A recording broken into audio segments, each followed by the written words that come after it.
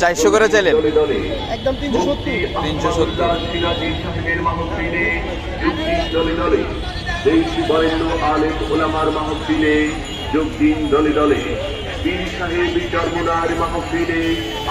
সবাই দলে দলে মাদ্রাসা প্রাঙ্গণ।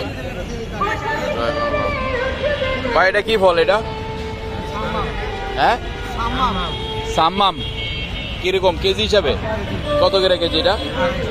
250। আর এই জন্য তরমুজও পাওয়া যায় শীতের দিনে। দেশ তো উল্টে গেছে পুরো দুনিয়া। আর এটা কত? 300। দাম বেশি মনে হয় একটু।